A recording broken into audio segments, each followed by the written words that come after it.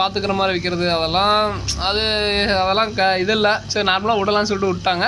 ஆக்சுவலாக ஒரு நல்ல ஒரு ப்ரீடிங் பேர் நல்லா சூப்பராக எக் லே பண்ணுங்க. ஆக்சுவலாக நீங்கள் வந்து எக் லோடோட பஞ்சாக இருந்துச்சுன்னா அது மாதிரிலாம் பண்ணணுங்கிற அவசியமே இல்லை. அதுவாக வந்து பார்த்திங்கன்னா எக்கு இதாகும். உங்களுக்கு பார்த்தீங்கன்னா தெரியும்.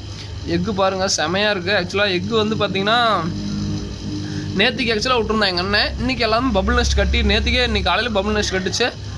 டக்குன்னு செத்த மாதிரி ஆகிடுச்சுங்க. ஒரு அண்ணா ரெகுலர் நம்ம அண்ணா இருப்பார். அவர் தான் வந்து பார்த்திங்கன்னா டப்புன்னு எங்கே செத்துருச்சு கட்டுருங்க. நான் தனியாக எடுத்து போகலான்னு நினச்சேன்.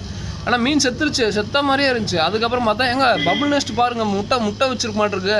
முட்டையெல்லாம் கீழே விழுகுதுங்க. அதை போய் பிடிச்சி வாயில் கலெக்ட் பண்ணது பாருங்கள் அப்படின்னா ரொம்ப அற்புதமான இதுங்க. ரொம்ப பார்க்கவே ரொம்ப நல்லா இருந்துச்சு. அதே மாதிரி நீங்கள் டம்ளாருக்குள்ளே வச்சு ப்ரீட் பண்ணுவோம் அந்த மாதிரி இது இல்லை. ஜஸ்ட் நார்மலாக ப்ரீடிங் பேர் நல்லா செட்டான ப்ரீடிங் பேரை விட்டுட்டிங்கன்னா போதும். ஈஸியாக வந்து இது பண்ணும். இந்த மாதிரி ப்ரீடிங் சீஸ் நம்மள்ட்ட இப்போ நிறையா பீசஸ் அவைலபிளாக இருக்குது. அதே மாதிரி உங்களுக்கு எக்குலாம்